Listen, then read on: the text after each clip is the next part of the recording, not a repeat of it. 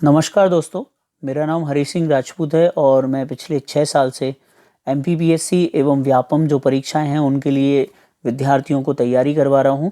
मैं काफ़ी समय से कौटिल्य एकेडमी में फैकल्टी था और अभी मैं भारत के सबसे बड़े ऑनलाइन लर्निंग प्लेटफॉर्म अनअकैडमी पर टॉप प्लस एजुकेटर हूं। आज मैं आप सभी के लिए यूट्यूब के माध्यम से एक छोटा सा कोर्स लेकर आया हूं और ये जो कोर्स की सीरीज़ है वो कंटिन्यू चलेगी, क्योंकि आप सभी जानते हैं कि मध्य प्रदेश लोक सेवा आयोग ने हाल ही में एक कैलेंडर जारी किया है जिसमें इस वर्ष 2 एमपीपीएससी प्रीलिम्स एग्ज़ाम होना है। एक आपका 11 अप्रैल 2021 को होना है और उसके बाद ही कुछ महीने बाद सितंबर 2021 में अगला आपका प्रीलिम्स होना है। तो मध्य प्रदेश के जो एमपीपीएससी स्टूडेंट्स हैं उनके लिए गोल्डन चांस है जिसमें वो अपना पूरा दमखम लगा दें, अपनी पूरी एनर्जी लगा दें। ये जो कुछ महीने हैं केवल अपने आप को दें, अपने दोस्तों को ना दें, अपने रिश्तेदारों को ना दें, सबका साथ कुछ समय के लिए छोड़ दें और केवल ये समय अपने आप को दें और अपनी तैयारी को इतना स्ट्रॉन्ग कर लें कि जिससे कि आप इस एग्ज़ाम में निकल जाएं, क्योंकि यही वो इम्पोर्टेंट समय है। देखिए, अगर आपने ये महीने अपने लिए दे दिए तो पूरी ज़िंदगी जो है आपकी बहुत अच्छे से गुजरेगी। और अगर अभी भी आप नहीं अपने आप को समय दे पाए, अपनी स्टडी को समय दे पाए, तो कहीं ना कहीं ऐसा हो कि आपको पछताना पड़े और ज़िंदगी में कहना पड़े काश उस टाइम में पढ़ लेता। तो अपना पूरा दमखम लगा दीजिए, अपना पूरा जोर लगा दीजिए। मैं भी आपके साथ हूँ और इसी के तहत एक छोटा सा कोर्स है मुगल वंश का। उसके बाद आपको कंप्लीट हिस्ट्री करवाऊंगा और उसके बाद जो भी सब्जेक्ट आपके लिए रहेंगे 2020 एंड 21 में जो एग्ज़ाम्स में जितने भी एमसीक्यूज़ या जो भी थ्योरी रहेगी वो मैं आपको कवर करवाऊंगा। चलिए हम लोग बात करते हैं मुगल वंश के बारे में। देखिए, ये जो मुगल वंश का टॉपिक है ये इस तरीके से कवर रहेगा कि इसमें आप सभी प्रकार के जो क्वेश्चंस हैं उनको आसानी से कवर कर सकते हैं।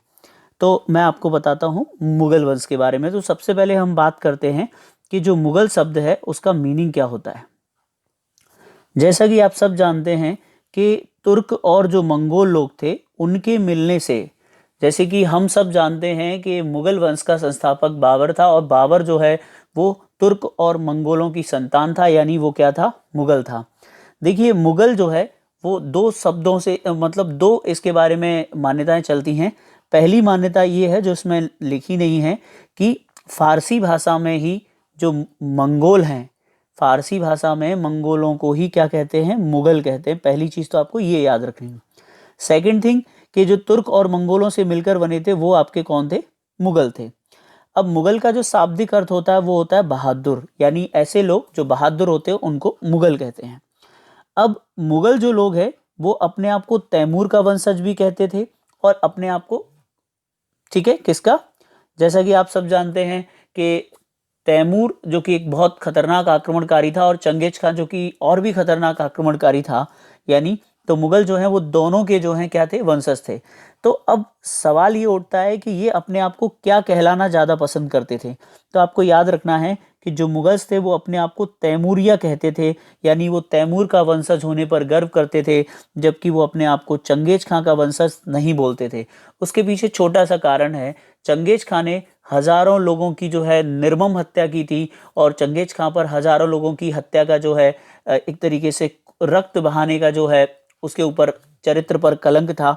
जबकि जो आपका तैमूर है, तैमूर के पास एक अच्छी चीज़ ये थी कि उसने 1398 में दिल्ली को भी जीता था। तो जो मुगल्स हैं वो अपने आप को तैमूरिया बोलते थे, खुद को तैमूर का वंशज कहलाने में प्राउड फील करते थे, ना कि चंगेज खां का वंशज कहलाने में। तो ये जो स्लाइड है इसमें से आपको केवल 3 बातें याद रखनी है कि मंगोलों को, यानी जो मंगोल होते हैं उनको ही फारसी में क्या कहते हैं, मुगल्स कहते हैं, नंबर 1। नंबर 2 कि जो मंगोल होते हैं वो खुद को तैमूरिया कहते हैं, यानी तैमूर का वंशज कहलाना प्राउड करते हैं क्योंकि तैमूर ने दिल्ली को जीता था। जबकि जो चंगेज खां है उसने उसके ऊपर काफ़ी लोगों की हत्या का एक तरीके से कलंक था, इसीलिए मुगल्स जो है चंगेज खां से अपना रिश्ता नहीं बताते, हालांकि वो दोनों के रिश्ते से थे। चलिए अब हम बात करते हैं यहाँ पर अगली स्लाइड में। तो मुगल वंश, तो मुगल वंश का जो संस्थापक है वो कौन है, आइए देख लेते हैं। जैसा कि आप सब जानते हैं, अगर इस फील्ड में यानी कोई भी बच्चा जब कंपटीशन में आता है तो सबसे पहले वो मुगल डायनेस्टी को मेरे ख्याल से पढ़ता है, क्योंकि इंटरेस्टिंग भी है। तो मुगल वंश का जो संस्थापक है उसका नाम है ज़हीरुद्दीन मोहम्मद बाबर। क्या बोलते हैं, ज़हीरुद्दीन मोहम्मद बाबर। अब देखिए जहीरुद्दीन मोहम्मद जो बाबर है वो इसका पूरा नाम था। एक्चुअली में जो इस समय के जो तुर्क लोग थे वो ज़्यादा शिक्षित नहीं थे, वो ज़्यादा पढ़े लिखे नहीं थे। आप सबने पढ़ा होगा कि तुर्क जो है एक असभ्य एवं बर्बर जाति थी। इसीलिए ये जो लोग थे वो शॉर्ट में जहीरुद्दीन मोहम्मद जब नहीं बोल पाते थे तो उनका जो पूरा नाम ना बोलते उसे बाबर शॉर्ट में बुलाते थे, इसलिए इसका नाम बाबर पड़ गया। ठीक है, इसका जो जन्म है वो 14 फरवरी 1483 को आप सब देख सकते हैं। 14 फरवरी 1483 को फरगाना में हुआ था, जो वर्तमान उज्बेकिस्तान का हिस्सा है। अगर आपसे पूछा जाए कि फरगाना कहाँ पर है तो आपको बताना है उज्बेकिस्तान में है। बाबर के जो पिता थे उनका नाम उमर शेख मिर्जा था। मिर्जा उनका एक तरीके से सरनेम था। ठीक है, और जो उमर शेख मिर्जा हैं वो तैमूर के वंशज थे, और बाबर जो है वो तैमूर का 5वां वंशज था। ये एग्जाम में पूछा जा सकता है कि बाबर तैमूर का कौन सा वंशज था, 5वां वंशज था। जैसे कि बाबर है, बाबर के पिता कौन है, उमर शेख मिर्जा। उमर शेख के पिता जो थे वो कौन थे, वो तैमूर के वंशज थे। फॉर एग्जाम्पल मैं आपको बताता हूँ कि सबसे पहले तैमूर, तैमूर के बाद आता है उसका पुत्र शाहरुख, शाहरुख के बाद उसका बेटा, और उसके बाद उसका बेटा। ठीक है, और उसके बाद आता है कौन, बाबर। तो आपको इस तरीके से याद रखना है कि बाबर तैमूर का 5वां वंशज था। जबकि माता की ओर से, यानी जो बाबर की जो माता थी वो चंगेज खां की जो है डायनेस्टी से बिलोंग करती थी, यानी चंगेज खां के वंश से बिलोंग करती थी। यानी उसकी माता जो है वो मंगोल थी, जिनका नाम था कुतलुग निगार खानम। क्या नाम था, कुतलुग निगार खानम। ठीक है, तो अगर ये पूछा जाए कि माता की ओर से बाबर कौन सा वंशज था चंगेज खां का, तो माता की ओर से बाबर चंगेज खां का 14वां वंशज था। तो आपको याद रखना है, पिता की ओर से तैमूर का 5वां वंशज था, माता की ओर से चंगेज खां का 14वां वंशज था। जन्म फरगाना में हुआ था 14 फरवरी 1483 को, और फरगाना वर्तमान में कहाँ पर है, उज्बेकिस्तान में। पूरा नाम क्या था, जहीरुद्दीन मोहम्मद बाबर। अब देखिए बाबर जो है अपने पिता की मृत्यु के बाद 1494 में, यानी अगर हम उसके डेट ऑफ बर्थ को देखें तो 1483 और 1494 में कितना अंतर है, लगभग 11 साल का जब वो था, तो सर्वप्रथम वो जब 11 साल का था तो वो पिता की मृत्यु के बाद फरगाना का शासक बना, और उसका जो अभिषेक किया था उसकी दादी ने किया था, जिनका नाम था एहसान दौलत बेगम। तो यहाँ से आपको जनरली 3 से 4 प्रश्न अगर बनेंगे तो बनेंगे। तो क्या बनेगा कि बाबर कब फरगाना का शासक बना, 1494 में। कितने वर्ष की आयु में, 11 वर्ष की आयु में। बाबर का राज्याभिषेक किसने करवाया था, उसकी दादी, जिनका नाम था एहसान दौलत बेगम। बाबर, ये क्वेश्चन एमबीबीएससी प्रीलिम्स में भी आ चुका, कई एग्जाम में पूछते हैं। बाबर की देखिए तुर्कों की कई जातियां थी, तो बाबर तुर्कों की किस जाति का था, दैट इज चगताई तुर्क। हालांकि ये एक भाषा भी थी, तो आप या इसे भाषा समझ सकते हैं, या तुर्कों की किस जाति से वो बिलोंग करता था, चगताई तुर्क। ठीक है, तो ये था मुगल वंश का संस्थापक बाबर का इंट्रोडक्शन। पिता कौन है, माता कौन है, जन्म कहाँ हुआ था, कब गद्दी पर बैठा, और वो किस जाति से बिलोंग करता था, दैट इज चगताई तुर्क। अब हम लोग देख रहे हैं कि बाबर का प्रारंभिक जीवन कैसा रहा और फिर वो भारत पर अटैक कैसे करता है। तो इस स्लाइड को थोड़ा सा अच्छे से समझिएगा। चलिए आगे बात करते हैं। अब हम लोग बात करते हैं बाबर के प्रारंभिक जीवन की। ये भी थोड़ा इंटरेस्टिंग है, थोड़ा सा जान लेते हैं। जैसा कि मैंने कहा कि बाबर जो है फरगाना का शासक बना, ये मैंने यहाँ पर फरगाना रखा है, आप इसको समझने का प्रयास कीजिएगा। ठीक है जी, फरगाना है जो कि उज्बेकिस्तान में था। इसी के पास में एक बहुत फेमस शहर था, काफ़ी फेमस भी था और काफ़ी चर्चित भी था, इसका नाम था समरकंद। स्टोरी को ध्यान से सुनिएगा।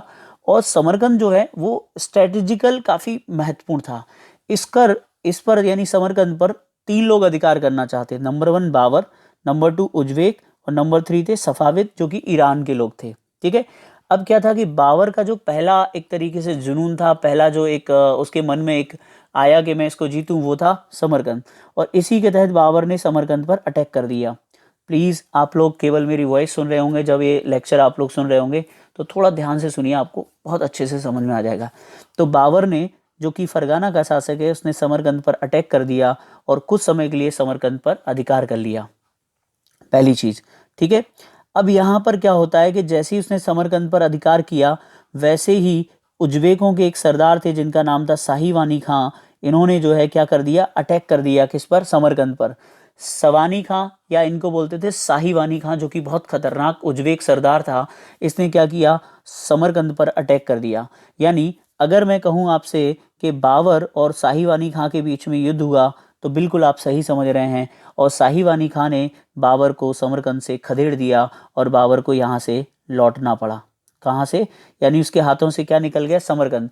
बाबर केवल समरकंद पर 8 महीने तक अधिकार कर पाया। और इस बीच ये भी जानकारी मिलती है कि जो साहिवानी खां था, जो कि बहुत खतरनाक था, उसने बाबर की बहन को कैद कर लिया था और उससे बलपूर्वक शादी करने का प्रयास भी किया। ठीक है। अब इसके बाद क्या होता है? यानी अगर आपने ये समझ लिया कि बाबर तो कहाँ आया? फरगाना की तरफ आया। हालांकि फरगाना भी उसके हाथों से कुछ समय के लिए निकल गया था, क्योंकि उसके चाचाओं ने उसके फरगाना पर अधिकार कर लिया था। फिर क्या होता है कि इसी समय जो सफाविद डायनेस्टी के लोग थे, जिनका शासक का नाम था शाह इस्माइल ईरानी। देखिए, सफाविद का शासन था ईरान में और इनका रूलर था शाह इस्माइल ईरानी। इसने क्या किया? इसने भी समरकंद पर अटैक कर दिया। तो जब इसने समरकंद पर अटैक किया, तो इस अटैक में ये जो साहिवानी खां था, ये मारा गया। कौन मारा गया? साहिवानी खां जो है मारा गया। स्टोरी को ध्यान से सुनिएगा। बाबर ने अटैक किया, किसने हराया? साहिवानी खां ने। अब शाह इस्माइल खां जो ईरान का सफाविद डायनेस्टी का शासक, इसने समरकंद पर अटैक किया और इसमें साहिवानी खां जो है मारा गया। यानी अब उसके पास दोबारा एक मौका मिल गया समरकंद पर अधिकार करने का। तो उसने यहाँ पर क्या किया? सुनिएगा जरा। उसने यहाँ पर क्या किया कि दोस्ती कर ली। भाई किससे दोस्ती कर ली? तो देखिए, उसने यहाँ पर दोस्ती कर ली शाह इस्माइल ईरानी से, और इनके साथ मिलकर जो है कुछ समय के लिए समरकंद पर अधिकार कर लिया। ठीक है। और इनका अधिकारी बन गया एक तरीके से। परंतु कुछ समय पश्चात क्या होता है कि जो उज्बेक होते हैं, वो दोबारा कम बैक करते हैं और वो दोबारा से अटैक करते हैं। और इस प्रकार जो है बाबर को पुनः समरकंद छोड़ना पड़ता है। और बाबर जो है सीधा जो है 1504 में, फरगाना भी उसके हाथ से निकल गया और वो जो आ जाता है काबुल। ठीक है। कुल मिलाकर बात इतनी सी है कि बाबर का जो प्रारंभिक जीवन था, उसमें उसे काफ़ी कठिन चुनौतियों का सामना करना पड़ा। उसे उज्बेकों से बहुत चुनौतियां मिली। और याद रखिएगा, यही चुनौतियां उसके जीवन में आगे चल के सफलता का कारण बनी, क्योंकि उसने उज्बेकों से बहुत कुछ सीखा, युद्ध करने का तरीका सीखा, बारूद का प्रयोग करना सीखा। तो यहाँ पर उसने उज्बेकों से बहुत कुछ सीखा और उसके बाद फाइनली उसने 1504 में जाकर काबुल पर अधिकार कर लिया। तो अब देखिए क्या होता है। बाबर, अगर आपको याद रखना तो सीधा अब ये याद रखिए कि बाबर जो है समरकंद और फरगाना को छोड़कर कहाँ चला गया? काबुल। और काबुल पर उसने 1504 में अधिकार कर लिया। आपके एग्जाम में जनरली यहीं से क्वेश्चन आएंगे और आपको यहीं से जो है इनको याद रखना है, क्योंकि हम लोग भारत के संदर्भ में जब इसको समझते हैं तो आपको याद रखना है। एक यहाँ पर इंपॉर्टेंट क्वेश्चन है जिसका नाम है सरे पुल का वॉर।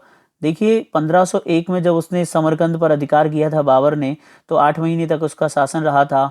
और फिर क्या होता है, 1502 में उज्बेक सरदार साहिवानी खां, यानी जिसे सैवानी खां कहते हैं, और बाबर के बीच में सरे पुल का युद्ध होता है। और इस युद्ध में बाबर जो है हार जाता है। यानी यहाँ पर एक इंटरेस्टिंग जो फैक्ट है, आपको क्या मिलेगा? सरे पुल का युद्ध किस किस के बीच हुआ? तो बाबर और उज्बेक सरदार सैवानी खां या साहिवानी खां, जिसमें बाबर की हार होती है और बाबर जो है वहाँ से समरकंद छोड़ देता है। ठीक है। 1504 में ये भी एक क्वेश्चन है बहुत अच्छा कि बाबर ने 1504 में किस पर अधिकार कर लिया? काबुल और गजनी पर अधिकार कर लिया 1504 में। अब वो पुराने जीवन में नहीं जाना चाहता। कहाँ नहीं जाना चाहता? वो ना ही फरगाना जाना चाहता है, ना ही वो कहाँ समरकंद जाना चाहता है। वो काबुल और गजनी में खुश है। और इसी दरमियान उसने एक नया काम किया, जो आपका अगला क्वेश्चन है। देखिए, यहाँ पर जितना भी इंपॉर्टेंट लिखा है वो वाकई इंपॉर्टेंट है। अगर आप एमसीक्यूज लगाएंगे किसी बुक में या कॉन्सेप्ट को पढ़ेंगे तो ये सारे फैक्ट आपको मिलेंगे। 1504 में जब उसने काबुल और गजनी पर अधिकार कर लिया, उसके बाद उसने 1507 में अपने पूर्वजों की जो उपाधि थी, यानी उसके जो पिता और उनके जो पिता थे, उनके जो पिता थे, वो अपने सरनेम में मिर्जा नाम लगाते थे। यानी बाबर को इस समय तक बाबर मिर्जा या उसके पिता को उमर शेख मिर्जा कहा जाता था। लेकिन अब उसने कहा कि मिर्जा को त्यागता हूँ, और उसने एक नई उपाधि को ग्रहण किया जिसका नाम था पादशाह। पादशाह का मतलब क्या है? यहाँ पर पद पादशाही एक परंपरा थी जिसमें जो शासक होता था उसको बादशाह कहा जाता था। तो यहीं से जो है बादशाह एक रूलर का नाम पड़ जाता है। और हम आगे पढ़ेंगे, पहले जो मुगल बादशाह हैं उनका नाम बाबर। ठीक है। तो यहाँ से जो प्रश्न आपके काम के हैं वो है सरेपुल का वॉर किस किस के बीच हुआ। ठीक है। दूसरा क्वेश्चन आपके काम का है कि बाबर ने काबुल गजनी पर अधिकार कब किया। तीसरा आपके काम का क्वेश्चन है कि बाबर ने पादशाह की उपाधि कब धारण की। ये प्रश्न कई बार एग्जामों में पूछे गए हैं कि बाबर जो है पादशाह कब बना था। अब हम बात करते हैं कि बाबर भारत क्यों आया। ये भी काफ़ी इंटरेस्टिंग है। अगर आप देखें कि बाबर भारत क्यों आया तो हम इसकी बात करते हैं। तो चलिए थोड़ी सी कुछ बातें बताते हैं कि अगर आपने देखा है और सुना है तो आपको अच्छे से पता होगा कि दिल्ली इस समय जो है लोदियों के कब्जे में थी। दिल्ली में इस समय इब्राहिम लोदी शासन कर रहे थे, जो कि अफगान थे और सिकंदर लोदी के साहबजादे यानी सिकंदर लोदी के पुत्र थे। इब्राहिम लोदी एक कमज़ोर शासक था और इसकी सबसे बड़ी कमजोरी ये थी कि ये अपने शासनकाल में अपने जो सरदार थे, सरदार मतलब इसके जो सामंत थे, जो इसके अधीनस्थ, जो इसके अधिकारी थे, इनको ये नियंत्रण में नहीं कर पाया। और इसी की वजह से इससे कुछ लोग थे जो नाराज़ थे और वो परिवर्तन चाहते थे। उन्हीं में इसके एक चाचा थे जिनका नाम था आलम खान लोदी। तो पहला आप तो पकड़ लीजिए, आलम खान लोदी कौन है? इब्राहिम लोदी के चाचा। दूसरा कौन थे? पंजाब के गवर्नर थे जिनका नाम था दौलत खान लोदी, जो इब्राहिम लोदी के अधीन ही थे। कुल मिलाकर जैसे कि आप समझते हैं दिल्ली और पंजाब नज़दीक है, तो दिल्ली के जो शासक हैं जिनका नाम इब्राहिम लोदी है, उनसे दौलत खान लोदी और जो आलम खान लोदी हैं वो जलते थे, चिढ़ते थे। और इसी क्रम में इसके चाचा यानी इब्राहिम लोदी के चाचा और पंजाब के शासक दौलत खान लोदी ने बाबर को काबुल में निमंत्रण भेजा कि तुम भारत पर आक्रमण करो और इब्राहिम लोदी को साफ कर दो, ठीक है, जिससे कि दिल्ली की सत्ता आलम खान लोदी को मिल जाए, पंजाब में स्वतंत्र दौलत खान लोदी हो जाए। यहीं पर कुछ विद्वानों का कहना है कि मेवाड़ के शासक राणा सांगा ने भी बाबर को निमंत्रण भेजा था भारत पर आक्रमण करने का। हालांकि कुछ लोग इसे सही नहीं मानते हैं। तो कुल मिलाकर आपसे एक प्रश्न पूछा जाता है जो आपको बहुत अच्छे से याद रखना है कि बाबर को भारत पर आक्रमण का निमंत्रण किसने भेजा था। तो एटलीस्ट दो नाम आपको इसमें बहुत अच्छे से पता होने चाहिए। एक है कौन? इब्राहिम लोदी के चाचा आलम खान लोदी और पंजाब के शासक दौलत खां लोदी, ठीक है। तो इस प्रकार जब आप समझ लीजिए कि आपके घर का एक मेंबर कह रहा है कि आप आइए चोरी करिए, मैं दरवाज़ा खोल दूंगा, तो फिर बाहरी चोर को क्या दिक्कत है? यानी बाबर को यहाँ पर पैसे की ज़रूरत है, वो तो लूट करने के लिए आएगा और भारत के लोग ही इसको निमंत्रण दे रहे हैं। तो बाबर जो है इब्राहिम लोदी के खिलाफ जो है वो भारत पर अटैक करता है, लेकिन प्रारंभ में जो उसका उद्देश्य होता है वो लूटमार करना होता है। चलिए समझते हैं आगे किस प्रकार जो ये सीन होता है। तो देखिए जैसा कि आप सब जानते हैं ये जो ऐप है इसमें मैं एक्स्ट्रा ब्लैंक स्लाइड पर नहीं लिख सकता, क्योंकि अभी मैं यूट्यूब के बारे में ज़्यादा नहीं जानता हूँ। अगर मैं इसे ब्लैंक स्लाइड पर लिखकर बता सकता तो आपको एक एक चीज़ और अच्छे से बता पाता, बट कोई नहीं, हम इसमें भी काम चला लेंगे। चलिए बात करते हैं बाबर का भारत पर आक्रमण। तो जैसा कि आप सब जानते हैं कि बाबर ने भारत पर आक्रमण किए, तो कितने किए, कब कब किए, इनके बारे में कुछ बातें मैं आपको बता दूं। पहला क्वेश्चन, बाबर ने भारत पर कितनी बार आक्रमण किया? तो आपको बताना है बाबर ने भारत पर 5 बार आक्रमण किया है।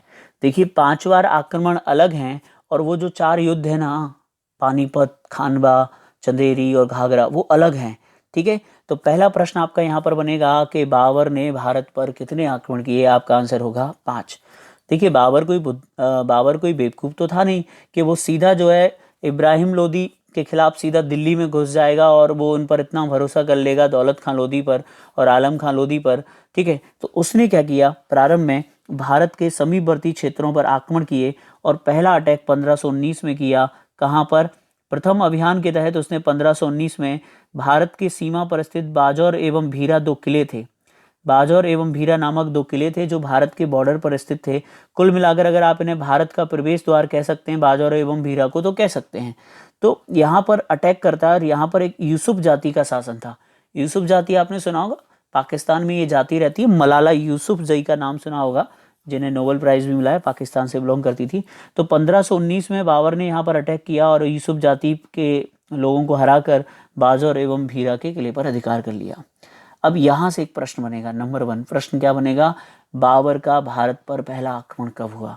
तो ऑप्शन में 1526 देखकर भावनाओं में नहीं बह जाना, हमको क्या बताना है? 1519 में बाजौर एवं भीरा पर किया था, यूसुफ जाति के विरुद्ध किया था, ठीक है। और इस अभियान को बाबर ने जीता था। इसमें एक और इंटरेस्टिंग बात है कि इसी अभियान में पहली बार भारत के किसी युद्ध में तोपों का प्रयोग किया गया था। किसका प्रयोग किया गया था? तोपों का प्रयोग भारत के पहली बार किस अभियान में बाबर ने किया? तो वो था कौन सा? पहला अभियान 1519 का।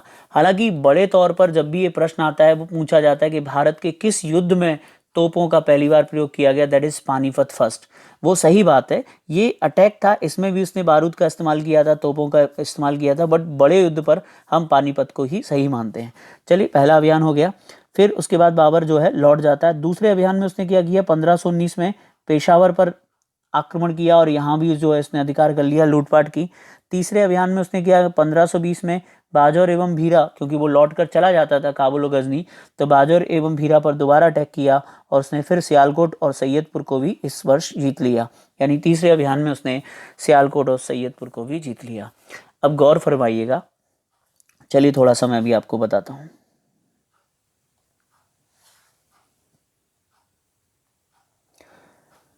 बाबर ने अपना चौथा आक्रमण किया 1524 में। यह अटैक किया उसने लाहौर, दीपालपुर, सुल्तानपुर पर अधिकार कर लिया। और पांचवा आक्रमण किया 1526 में, पंजाब पर अधिकार कर लिया। भैया, अगर आप बिल्ली को दूध की रखवाली करने के लिए कहेंगे तो बिल्ली तो दूध पिएगी। अब हुआ क्या कि देखिए, अगर आप यहाँ देख पा रहे हैं, अगर ये स्क्रीन आपको नजर आ रही होगी तो देखिए, जो पंजाब है, ये रहा पंजाब, ठीक है, ये पंजाब है। तो बाबर जब पंजाब पर अटैक करता था यहाँ पर, ठीक है, तो बाबर ने जब पंजाब पर अटैक किया, ठीक है, तो पंजाब के शासक कौन थे, थोड़ी देर पहले आपको बताया था, दौलत खां लोधी, राइट, दौलत खां। तो अटैक को लेकर जब शुरू में इन दोनों का जब कोई बात हुई थी, तो उस बात को लेकर दोनों में बात बिगड़ गई, क्योंकि बाबर आक्रमण करके लूटपाट मचा रहा था। तो दौलत खां लोधी और बाबर के बीच झगड़ा हो गया। तो बाबर ने क्या किया, फिर पूरे पंजाब पर ही अटैक कर दिया और पंजाब को जीत लिया। और पंजाब को जीतने के बाद जब 1526 में उसने पंजाब को जीता, तो उसने दौलत खां लोधी को कैद कर लिया और उसके बेटे को पंजाब का शासक बना दिया। कुल मिलाकर बात यह, पंजाब जो है बाबर की मुट्ठी में आ गया, ठीक है, यानी जिसने बुलाया सबसे पहले उसी को साफ कर दिया बाबर ने। तो बाबर ने भारत पर टोटल कितने आक्रमण किए, 5। पहला आक्रमण कहाँ किया था, बता दिया, 1519 में बाजौर एवं भीरा पर, ठीक है। उसके बाद 1520 में किया, 1524 में किया, 1526 में किया। तो कुल मिलाकर ये जो है बाबर के 5 आक्रमण थे, जो मैंने आपको क्रम से बता दिए। अगर आप वनडे एग्जाम के लिए पढ़ रहे हैं तो पहला वाला जरूर पढ़िएगा, बहुत इंपॉर्टेंट है। इसके बाद बाबर भारत में 4 बड़े युद्ध लड़ता है। तो हम जो है आगे बात करने वाले हैं उन युद्धों की, ठीक है। चलिए आगे बात करते हैं अगली स्लाइड में। ओके, तो फाइनली हम लोग पहुंच चुके हैं कहाँ पर, एक युद्ध के बारे में जिसका नाम है पानीपत का पहला युद्ध। अब पानीपत का पहला युद्ध आप सब बहुत अच्छे से जानते हैं कि पानीपत का युद्ध कब हुआ था, कैसे हुआ था, और आप ना जाने कितने इसमें फैक्ट जो है अब तक पढ़ चुके हैं।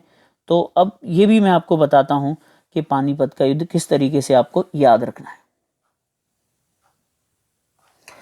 देखिए, अगर आप अच्छे से जानते होंगे, मैं यहाँ पर एक एग्जांपल देता हूँ। ये आपकी दिल्ली है, क्या है, दिल्ली, और ये रहा आपका पंजाब, राइट, ये पंजाब है और ये रही आपकी दिल्ली।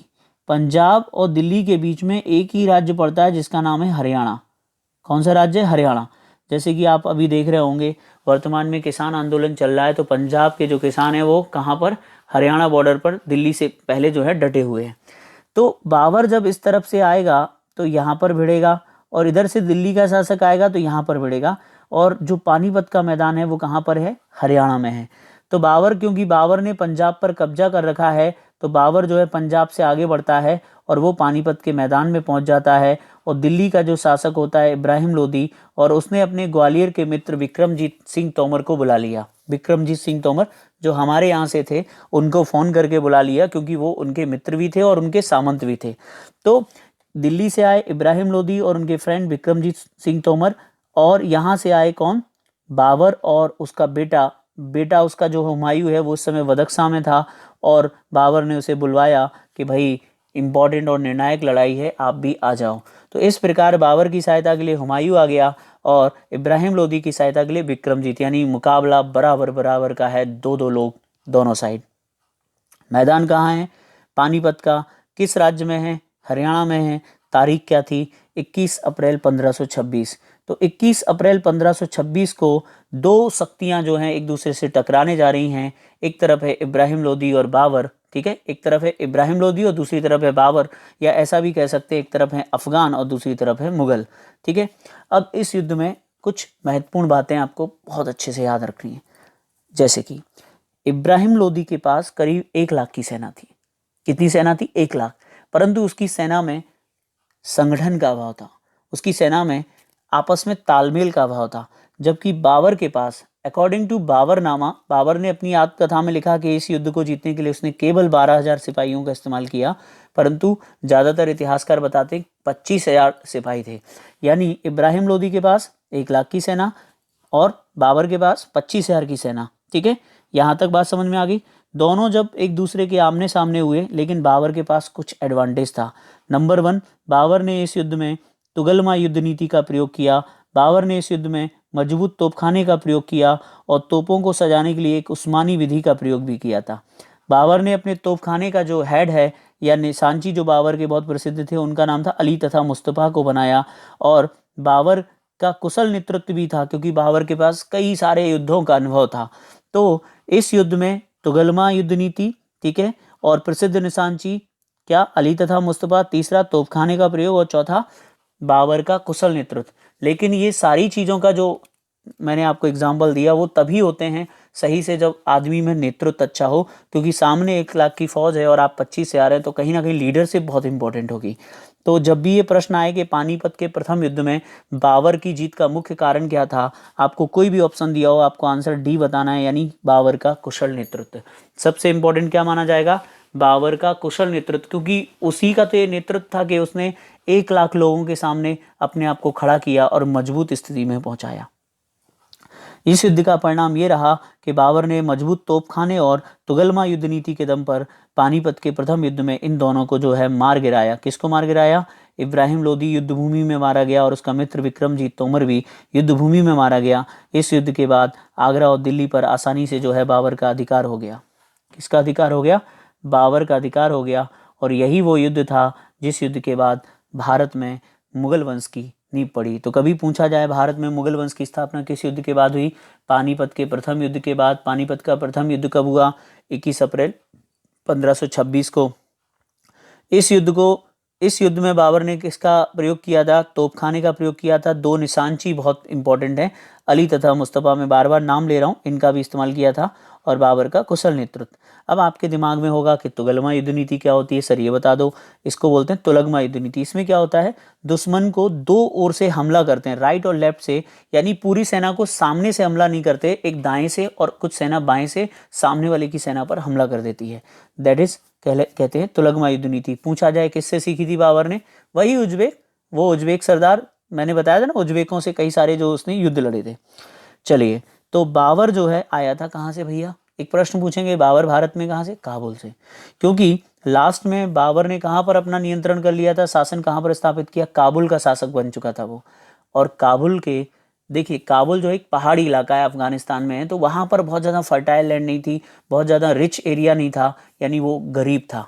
इसलिए जब इस युद्ध को बाबर ने जीता और दिल्ली का खजाना उसके हाथ में लगा, तो वो बड़ा खुश हुआ। और उसका जब बंटवारा हुआ तो उस बंटवारे में उसने जो कोहिनूर हीरा है, कोहिनूर हीरा उसे देखिए, कोहिनूर हीरे का यहाँ पर एक जिक्र आता तो मैं आपको बता देता हूँ। कोहिनूर हीरा जो है यहाँ पर विक्रमजीत की फैमिली से मिला था, जो ग्वालियर के राजा थे, और उस कोहिनूर हीरे को उसने अपने बेटे हुमायूं को दे दिया और बहुत सारा धन उसे मिला। और इस धन को ले जाकर उसने जो है काबुल के हर व्यक्ति को एक एक जो है चांदी का सिक्का दान में दिया था। ध्यान से सुनिएगा। इस युद्ध को जीतने के बाद बाबर ने एक उपाधि धारण की थी। ये उपाधि उसे एक्चुअली में लोगों ने दी थी, जिसका नाम था कलंदर। क्यों कहते हैं? क्योंकि इस युद्ध को जीतने के बाद जब वो बाबर जब काबुल लौटा, तो उसने हर काबुल वासी को एक एक चांदी का सिक्का भेंट किया। इतना अकूत खजाना उसे भारत में मिला था, इसीलिए वहाँ के लोगों ने बाबर को बुलाया कलंदर। एक प्रश्न आएगा, किस युद्ध को जीतने के बाद बाबर ने कलंदर की उपाधि ली? पानीपत। ठीक है, पानीपत का प्रथम युद्ध कब हुआ? 21 अप्रैल 1526। किस किस के बीच हुआ? इब्राहिम लोदी और बाबर के बीच में। इसके बाद हम लोग बात करते हैं कि इस युद्ध को जीतने के लिए बाबर ने 12,000 सैनिकों का प्रयोग किया था, ऐसा उसने अपनी आत्मकथा में लिखा है। लेकिन इतिहासकार कितना बताते हैं? 25,000, क्योंकि 12,000 थोड़े से कम होते हैं। तो ये था पानीपत का पूरा युद्ध। ठीक है, याद रखिएगा। चलिए, आगे बात करते हैं क्योंकि वीडियो लंबा हो जाएगा, अदरवाइज इसमें और भी चीज़ें थी जो मैं आपको बता सकता था, लेकिन इतना सफिशिएंट है। पहले एक वीडियो जाने दीजिए और आप लोगों का रिस्पॉन्स आने दीजिए, उसके बाद हम बात करेंगे। दूसरा युद्ध है जिसे कहते हैं खानवा का युद्ध। अब ये खानवा का युद्ध क्यों हुआ भाई, इसको समझते हैं। सबसे पहले खानवा कहाँ है? खानवा जो है वो राजस्थान में है, भरतपुर से पास में पड़ता है, वहाँ पर स्थित है। अब ये युद्ध क्यों हुआ? ये युद्ध बाबर और मेवाड़ के सबसे शक्तिशाली शासकों में से एक राणा सांगा के मध्य हुआ था। राणा सांगा मेवाड़ के शासक हैं, बाबर जो इस समय दिल्ली और आगरा पर अधिकार करके बैठा हुआ है। तो राणा सांगा ने क्या किया, 1526 में जब बाबर पानीपत का युद्ध जीता तो 1527 में अपने आप को तैयार करके एक बड़ी सी सेना बनाई, और इस सेना में मारवाड़, अंबर, ग्वालियर, अजमेर और महमूद लोदी जो था, जो मरा था, दिल्ली का जो सुल्तान महमूद लोदी, उसके कुछ रिश्तेदार भी थे, हसन खां मेवाती और महमूद लोदी, ये सब लोग थे। यानी राणा सांगा जो मेवाड़ के शासक थे, उन्होंने एक संयुक्त मोर्चा, एक जॉइंट आर्मी बनाई, और उसमें बहुत सारी सेना थी, और इतनी बड़ी सेना लेकर वो जो है कहाँ चल देते हैं, आगरा की तरफ चल देते हैं। इसी बीच बाबर ने भी क्या किया, तैयारी कर ली, और बाबर के पास भी लगभग बहुत सारी सेना हो गई थी, क्योंकि उसके पास खजाना आ चुका था, तो उसने अपनी सेना बढ़ा ली थी। ठीक है, और इस युद्ध में बाबर इधर से आया और राणा सांगा इधर से आए। दोनों की मुलाकात भरतपुर के नज़दीक खानवा नामक स्थान पर हुई। यहाँ पर बाबर और राणा सांगा के बीच दो लड़ाइयाँ होती। एक बयाना है, भरतपुर में आपने सुना हो बयाना, वहाँ पर कहते हैं कि राणा सांगा ने पहले बाबर को खदेड़ दिया, और उसके बाद जो है खानवा में निर्णायक युद्ध हुआ। अब इस युद्ध में देखिए क्या होता है, कुछ बातें मैं आपको बताना चाहता हूं। देखिए 2-3 बातें बताऊंगा बस। नंबर 1 बात क्या थी कि राणा सांगा जो इतना बड़ा शक्तिशाली शासक था और इतनी बड़ी सेना लेकर आया, तो उसके कुछ अफगान सरदार थे, जैसे कि आप देख रहे हैं महमूद लोदी, हसन खां मेवाती। इसके अलावा उसकी सेना में कुछ मुस्लिम और थे, उनकी सेना में, सॉरी, राणा सांगा जी के लिए उनके शब्द इस्तेमाल करना चाहिए, माफ़ी चाहूँगा। तो उनकी सेना में कुछ मुस्लिम भी थे। तो कहा जाता है कि बाबर ने, एक कहावत ये चलती कि बाबर ने उस एक मुस्लिम जो सेनाध्यक्ष था उसको अपनी ओर मिला लिया, जिससे कि जो राणा सांगा का जो मजबूत जो पक्ष था वो एक कमज़ोर हो गया, पहली चीज़। दूसरी चीज़ क्या था कि बाबर को जब ये पता चला कि राणा सांगा इतनी बड़ी सेना लेकर और इतना बड़ा संयुक्त मोर्चा लेकर आ रहे हैं, तो बाबर ने यहाँ पर एक कूटनीति का सहारा लिया। उसको समझाता हूँ। नंबर 1, बाबर ने इस युद्ध में एक नारा दिया जिसे कहते हैं जिहाद। ध्यान से सुनिएगा। अगर पूछा जाए कभी एग्जाम में कि किस युद्ध में बाबर ने जिहाद का नारा दिया, तो आपको बताना है खानवा। भैया पानीपत में क्यों नहीं दिया था? क्योंकि पानीपत में मुस्लिम मुस्लिम लड़ रहे थे, और जिहाद का मतलब होता है धर्म युद्ध। जब कभी मुस्लिम शासक किसी गैर मुस्लिम शासक से लड़ते थे तो उसे एक रिलीजन वॉर में कन्वर्ट कर देते थे, जिसे कहते थे जिहाद। और वो अपने सैनिकों को मोटिवेट करते थे कि ये एक राजनीतिक लड़ाई नहीं, ये धार्मिक लड़ाई है, ये जिहाद है, और हमें शत्रुओं को दिखा देना है कि इस्लाम सबसे ताकतवर है। तो यहाँ पर बाबर ने किसका नारा दिया? जिहाद का। हालांकि बाबर पहला शख्स नहीं है जिसने जिहाद किया, सबसे पहले महमूद गजनवी ने भी जो है जिहाद का नारा दिया था। इस युद्ध में बाबर ने एक और घोषणा की। तमगा नामक एक व्यापारिक कर था जो मुस्लिम व्यापारियों से लिया जाता था। बाबर ने कहा अगर मैं ये युद्ध जीता तो मैं ये कर माफ़ कर दूंगा। इसके अलावा बाबर ने शराब बेचने एवं खरीदने पर प्रतिबंध लगा दिया और शराब के सभी पात्र तोड़वा दिए, जिससे कि ये लड़ाई, क्योंकि बहुत दुश्मन बहुत ताकतवर था तो बहुत निर्णायक थी, इसलिए इस युद्ध को जो है कैसे लड़ा जाए, बहुत सोच समझ कर लड़ा जाए। देखिए यहाँ पर डेट लिखा हुआ है 16 मार्च, ये कुछ किताबों में 17 मार्च भी, आप इसे 17 कर लीजिएगा, ये पुराना डाटा था, आई थिंक लिखा हुआ है पुराना, 16 मार्च भी लिखा हुआ है। आप क्योंकि आप लोग ज़्यादातर 17 पढ़ते हैं तो आप 17 कर लेना, टेंशन मत लीजिएगा ना। 1527, 17 मार्च 1527, कोई दिक्कत नहीं है। और ये सारी चीज़ें की, अब युद्ध शुरू होता है। युद्ध शुरू होता है और इस युद्ध में राणा सांगा का प्रयास रहता है कि वो बहुत अंदर तक युद्ध में घुसते हुए चले जाते हैं।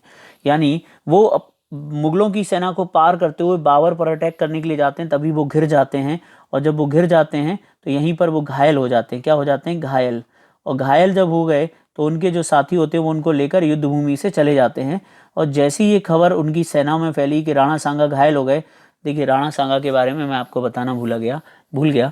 राणा सांगा एक ऐसे योद्धा थे जिनका एक हाथ नहीं था, एक पैर नहीं था, और कहते हैं एक आंख भी नहीं थी।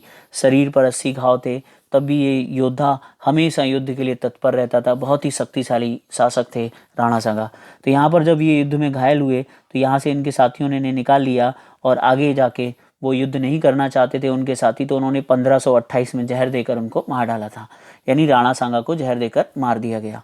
ये युद्ध आसानी से बाबर जीत गया क्योंकि राणा सांगा के घायल होने के बाद पूरी सेना तितर बितर हो गई और इस युद्ध को बाबर ने बड़ी आसानी से जीत लिया। इसके बाद देखिए बाबर क्या करता है, वो भी तो बताना जरूरी है। अब बाबर ने जब इस युद्ध को जीता, और जो कि काफ़ी इम्पोर्टेंट था क्योंकि राणा सांगा कोई मामूली व्यक्ति नहीं थे, जैसे कि इब्राहिम लोदी की तुलना में राणा सांगा बहुत शक्तिशाली थे। तो यहाँ पर इस युद्ध को जीतने के बाद सबसे पहले बाबर ने अपने नाम के आगे एक वर्ड लगाया, दैट इज गाजी। पहले युद्ध को जीता तो अपने नाम में लगाया कलंदर यानी दानी बन गया। दूसरे युद्ध को जब जीता तो उसने अपने नाम के आगे लगाया गाजी, यानी बाबर ने गाजी की उपाधि धारण की। गाजी का मतलब होता है आ person who killed non Muslim, यानी जनरली यही लिखा हुआ है, इसके अलग अलग लोग अलग अलग मतलब बताते हैं, लेकिन इतिहास की किताबों में ये लिखा है काफिरों को मारने वाले को गाजी कहते हैं। काफिर मतलब जो मुस्लिम्स बिलीफ्स को नहीं मानते, मुस्लिम्स लॉ को नहीं मानते, मुस्लिम रिलीजन्स को नहीं मानते, उनको बोलते हैं काफिर। काफिर का शाब्दिक अर्थ जो बुक्स में दिया वो लिखा है गैर मुस्लिम, यानी काफिरों को मारने वाले को गाजी कहा गया है। तो गाजी की उपाधि धारण की। और एक और चीज़ देखिए, ध्यान से सुनिएगा, बाबर तैमूर और मंगोल दोनों का रिश्तेदार था, यानी दोनों का मिश्रण था। तो इस युद्ध को जीतने के बाद बाबर बड़ा खुश हुआ, बोला यार मैंने राजपूतों के सबसे सिरमौर शासक को हरा दिया। उसके बाद उसने क्या किया, जिन राजपूत सिपाहियों को मारा था उनके कटे हुए सिर इकट्ठे किए इस तरीके से, और उनके कटे हुए सिरों को इकट्ठा करके उन मुंडों से, यानी जो हेड थे उनसे एक मीनार बनाई थी। तो अगर कभी पूछा जाए राजपूतों के कटे हुए सिर की मीनार बाबर ने किस युद्ध में बनाई, तो आपको याद रखना है खानवा। बड़ा खुश हो रहा है कि मैंने राजपूतों के सर काट काट कर उनको एक जगह पर इकट्ठा पटक दिया, तो उनके कटे हुए सिरों की एक मीनार भी बाबर ने बनाई थी। तो इस युद्ध से जनरली जो प्रश्न पूछे जाते हैं, खानवा के युद्ध किस किस के बीच हुआ था, दैट इज राणा सांगा और बाबर। कब हुआ था, 17 मार्च 1527 को। ठीक है, इस युद्ध को जीतने के बाद बाबर ने कौन सी उपाधि धारण की, दैट इज गाजी, और राजपूतों के कटे हुए सिर की मीनार बनाई। तो ये था खानवा का युद्ध। ठीक है, और राणा सांगा को जहर देकर 1528 में उनके साथियों ने मार दिया था। वो युद्ध नहीं करना चाहते थे और राणा सांगा युद्ध करना चाहते थे, इसलिए उन्होंने मार दिया। अगला वॉर है हमारा जिसे कहते हैं चंदेरी। ठीक है, तो अगले वॉर को हम क्या कहते हैं, चंदेरी का युद्ध। चंदेरी मध्य प्रदेश के अशोकनगर में स्थित है, काफ़ी फेमस है। यहाँ का किला और यहाँ की साड़ियों के लिए पूरी दुनिया में जाना जाता है। चंदेरी का युद्ध हुआ था 29 जनवरी 1528 को, और इस समय चंदेरी में राजपूत राजा मेदिनी राय का शासन था, और दिल्ली में, आगरा में कौन था, बाबर। तो ये युद्ध क्यों हुआ, पहला तो सवाल यही है। देखिए, राणा सांगा क्यों अटैक करते हैं बाबर पर, क्योंकि राणा सांगा बाबर को भारत में टिकना नहीं देना चाहते थे। अगर वो टिक जाता तो ज़्यादा दिक्कत होती, तो उन्होंने सोचा कि 26 में तो आया है, अभी ये मजबूत भी नहीं हुआ है इसका यहाँ पर स्थिति, तभी इसको भगा दो भारत से। अब ये युद्ध क्यों हुआ, इस युद्ध का कारण ये था कि बाबर को ये पता चला कि राजपूत जो हैं अब वो चंदेरी में इकट्ठा हो रहे हैं और मेरे खिलाफ षड्यंत्र कर रहे हैं। और दूसरा सबसे बड़ा कारण, ये वही चंदेरी है जो यानी खानवा के युद्ध में राणा सांगा की सहायता कर रहा था, यानी इसने अपनी सेना किसके विरुद्ध भेजी थी, बाबर के। बस यही तो पता चल गया बाबर को, और बाबर अपनी सेना लेकर जो है चंदेरी पर चढ़ाई कर देता है। 29 जनवरी 1528 को मेदिनी राय जो कि राजपूत थे बाबर से युद्ध करते हैं, और युद्ध में मेदिनी राय मारे जाते हैं। मेदिनी राय के मरने के बाद देखिए, इस युद्ध में भी बाबर ने जो है क्या किया था, जिहाद का नारा दिया था, और राजपूतों के सिर काट कर वही मीनार यानी इकट्ठे किए थे सिर। और एक और काम किया था बाबर ने, मेदिनी राय की 2 बेटी थी, उनकी शादी अपने 2 बेटों से कर दी, कामरान और हुमायूं से। बाबर के 4 बेटे थे, तो उसने 2 जो बेटियां थी मेदिनी राय की उनको पकड़ लिया और उनकी शादी किससे करा दी, अपने 2 बेटे कामरान और हुमायूं से। और इसी समय एक चीज़ और है जो आपको याद रखनी है, वो आपको ये याद रखनी है कि बाबर ने जब चंदेरी पर अटैक किया तो वहाँ की लगभग 800 जो महिलाएं थी, कितनी महिलाएं, 800 महिलाएं, उन्होंने जौहर कर लिया था। जौहर आप सब जानते हैं, अपने सतीत्व की रक्षा के लिए, दुश्मन से बचने के लिए खुद को अग्नि में जला देना जौहर कहलाता है। ठीक है। तो जौहर क्यों कर लिया था? क्योंकि बाबर ने जब अटैक किया तो वहाँ जो महिलाएं थी राजपूत, वो नहीं चाहती थी कि कोई मुगल सैनिक उनके शरीर को हाथ लगाए, उनके सतीत्व को नष्ट करे, इसलिए उन्होंने जौहर कुंड में स्नान कर लिया, अग्नि में स्नान कर लिया, जिसे कहते हैं जौहर। मैं आपको आगे चल के जब हुमायूं पढ़ाऊंगा तो मैं आपको जौहर पर एक कविता सुनाऊंगा, आप उसे सुनिएगा और बताइएगा कि वो कविता कैसी है। तो चंदेरी का युद्ध कब हुआ? 29 जनवरी 1528 को। इस युद्ध में मेदिनी राय मारा गया और बाबर ने चंदेरी पर अधिकार कर उसे अपने एक अधिकारी को दे दिया। आगे हम बात करते हैं तो इस प्रकार लगातार बाबर भारत में 3 युद्ध जीत चुका है, पानीपत, खानवा, चंदेरी, और चौथा युद्ध है जिसका नाम है घाघरा का युद्ध। देखिए घाघरा का युद्ध कहाँ होता है? घाघरा का युद्ध होता है बंगाल में। बंगाल में घाघरा नदी के तट पर ये युद्ध हुआ था, और ये युद्ध हुआ था 5 मई मेरे ख्याल से होगा, 5 या 6 मई, 5 मई होना चाहिए, डेट लिखा नहीं है, आप बुक से लिख लीजिएगा, 5 मई 1529 को।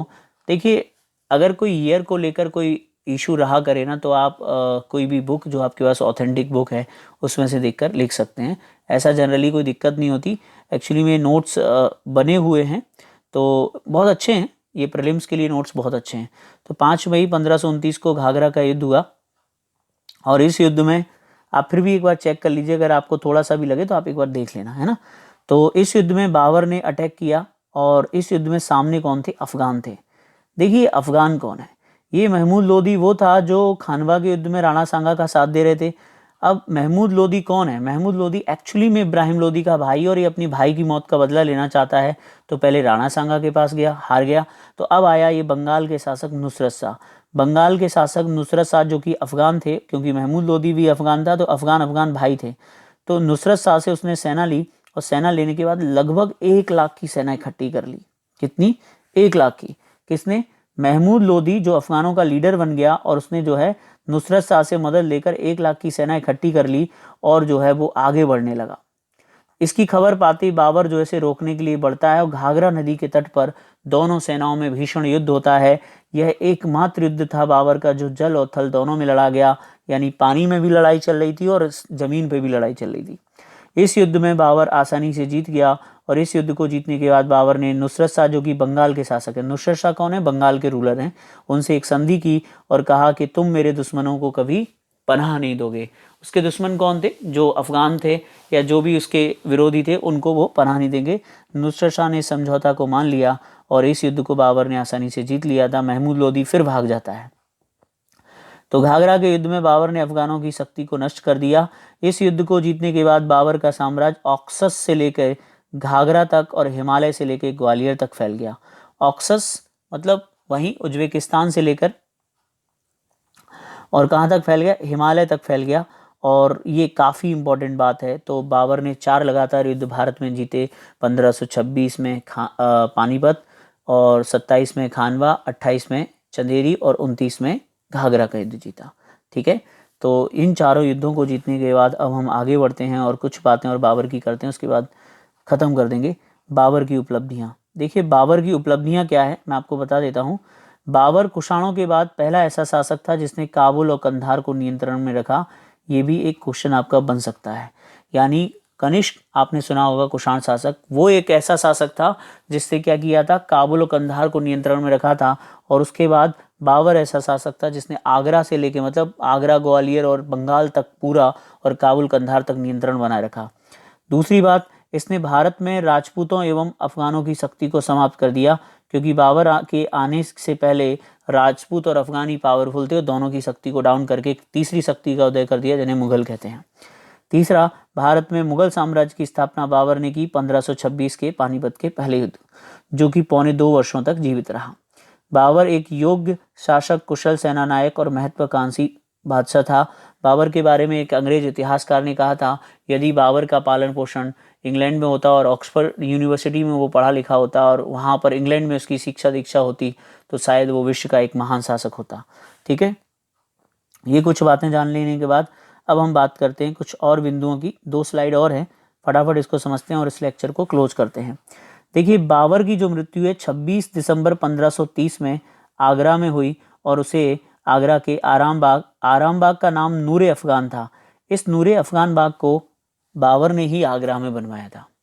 एग्जाम में पूछा जाएगा आगरा का आराम बाग किसने बनवाया था? बाबर। नूरे अफगान बाग किसने बनवाया था? बाबर। नूरे अफगान को ही कहते थे आराम बाग। अब बाबर की मृत्यु को लेकर दो विवाद है। देखिए, हमारे जो सतीश चंद्र इतिहासकार है वो कहते हैं कि बाबर की मृत्यु तो लाहौर में हुई थी, वो अलग ही कॉन्सेप्ट लेकर चलते हैं। अगर हम बात करें हुमायूं नामा, जो कि गुलबदन बेगम ने लिखा, वो लिखती है कि बाबर को इब्राहिम लोदी की जो माँ थी उन्होंने जहर देकर मारा था। और तुजुके जो बाबर नामा है उसमें लिखा हुआ है कि आगरा में 26 दिसंबर 1530 में वो बीमार पड़ने से उसकी मृत्यु हो गई। आप तो याद रखिए 1530 में वो आगरा में मर गया और उसे पहले आराम बाग में दफनाया गया, बाद में उसकी कब्र को निकालकर काबुल में दफनाया गया। तो वर्तमान में उसका मकबरा कहाँ पर है? काबुल में है। एग्जाम में पूछा जाएगा कि बाबर का मकबरा कहाँ पर है, तो आपको बताना है काबुल में है। मृत्यु कहाँ हुई थी? आगरा के आराम बाग में। बाबर ने अपनी आत्मकथा लिखी थी तुर्की भाषा में जिसका नाम था तुझके बाबरी। तो बाबर एक राइटर भी था जिसने अपनी आत्मकथा लिखी, ऑटोबायोग्राफी, जिसका नाम था क्या? तुजुक ए बाबरी। तुजुक ए बाबरी को बाबर नामा भी कहते हैं। तो तुजुक ए बाबरी नाम से तुर्की भाषा में बाबर ने अपनी आत्मकथा लिखी। इस आत्मकथा में उसने बहुत कुछ बताया। आप चाहें तो मैं बोल रहा हूँ, आप नोट कर लेना। तुजुक ए बाबरी में उसने लिखा कि भारत की नदियों, पहाड़ों, पर्वतों का उसने उल्लेख किया है, भारत की जलवायु का उसने उल्लेख किया है। ऐसे प्रश्न भी एग्जाम में पूछे गए हैं। बाबर ने तुजुक ए बाबरी में भारत की जलवायु, भारत के पहाड़, भारत के वन, भारत की नदियों का वर्णन किया है। और पता है क्या लिखता है? हमारी बेइज्जती करता है। बोलता है कि बाबर कहता है कि भारत के लोग सुंदर नहीं हैं। दूसरा पता है क्या कहता है? कि बाबर कहता है भारत के लोग मरना जानते हैं पर लड़ना नहीं जानते। उसका मतलब इशारा इस ओर था कि वो कूटनीतिक नहीं होते, चालबाज नहीं होते, वो सीधा प्राण झोंक देते हैं, क्योंकि इसका मुकाबला राजपूतों से हुआ था। तो बाबर कहता है कि भारत के लोग लड़ना जानते हैं परंतु मरना जानते हैं पर लड़ना नहीं जानते। तो ये यहाँ पर कुछ बातें बाबर बताता है। और अगली बात, बाबर ने अपनी आत्मकथा में टोटल 7 शासकों का जिक्र किया, जिसमें 2 हिंदू थे, राणा सांगा जो कि मेवाड़ के शासक थे, और कृष्णदेवराय विजयनगर के शासक थे, और 5 मुस्लिम शासक थे, बंगाल, मालवा, दिल्ली, गुजरात और बहमनी। जानते हैं इन टोटल 7 शासकों में बाबर क्या लिखता है? बाबर लिखता है कि इन सभी में सबसे शक्तिशाली शासक कृष्णदेवराय थे। कौन है कृष्णदेवराय? विजयनगर के शासक थे। तो ये प्रश्न पूछा जाता है, बार बार एग्जाम में आता है, खासकर वनडे एग्जाम, प्रीलिम्स में बहुत पूछते हैं। बाबर ने अपनी आत्मकथा में सबसे शक्तिशाली किसे कहा है? तो वो कोई और नहीं है, वो हैं विजयनगर के शासक कृष्णदेवराय। तो याद रखिएगा, विजयनगर के शासक कृष्णदेवराय को बाबर ने सबसे शक्तिशाली शासक कहा है। बाबर ने अपनी आत्मकथा में टोटल 7 शासकों का जिक्र किया, जिसमें 5 मुस्लिम, 2 हिंदू थे। हिंदू में राणा सांगा और कृष्णदेवराय थे। आगे बढ़ते हैं अगले लास्ट स्लाइड की ओर। देखिए, बाबरनामा, आप सब जानते हैं कि जो बाबरनामा है वो फारसी भाषा में अनुवाद है, अब्दुल रहीम खान खाना ने किया था। ठीक है, जबकि इसका अंग्रेजी अनुवाद भी है, लीडेन एवं अशकिन ने किया था। बाबर ने एक काव्य संग्रह लिखा जिसका नाम है दीवाने तुर्की। ये कुछ एक्स्ट्रा फैक्ट हैं, आप चाहें तो पढ़ सकते हैं। बाबर ने एक काव्य संग्रह लिखा था जिसका नाम था दीवाने तुर्की।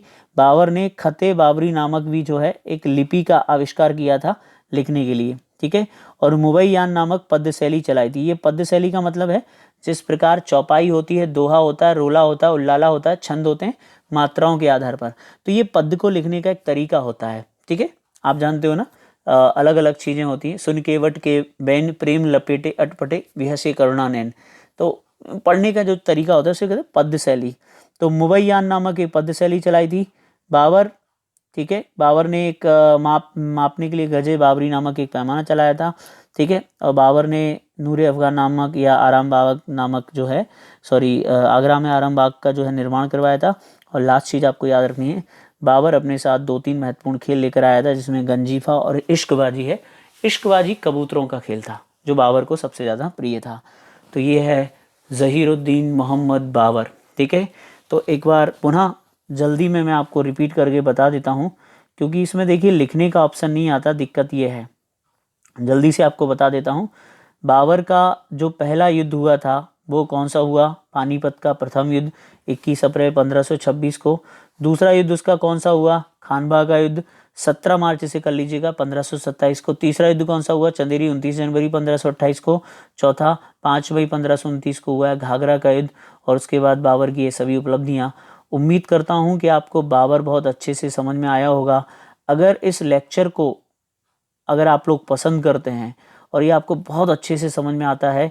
तो अभी आप प्रीलिम्स 2020 के लिए जो आप तैयारी कर रहे हैं एमपीपीएससी की, उसके लिए मेरी कोशिश ये होगी कि कंप्लीट जो सिलेबस है, हिस्ट्री का तो करवाऊंगा ही, जो भी आपका प्री का सिलेबस है उसके अलावा एमपी पॉलिटी वो सब करवाऊंगा। लेकिन वो सब मैं करवा पाऊंगा जब इस वीडियो पर बहुत सारे व्यू आएंगे, क्योंकि अभी का जो समय है वो लगभग 2 बज रहे हैं और बहुत टाइम बाद मैंने यूट्यूब पर वीडियो बनाया है। और यूट्यूब पर वीडियो इसलिए नहीं बनाता हूँ क्योंकि अभी मुझे इसके बारे में ज़्यादा जानकारी नहीं थी, बट अब मुझे लगता है कि मुझे यूट्यूब पर एक्टिव होना चाहिए। तो अगर इस पर बहुत ज़्यादा व्यूज़ आएंगे और आप लोगों का रिस्पॉन्स आएगा तो मैं डेफिनेटली इस कोर्स को और इस लेक्चर सीरीज़ को कंटिन्यू रखूँगा। पर डे आपको एक लेक्चर जो है इसी तरीके से प्रोवाइड कराऊँगा। तो बस इन्हीं बातों के साथ नमस्कार, ठीक है, मिलेंगे नेक्स्ट लेक्चर में। अगर आपको ये पसंद आया, थैंक यू।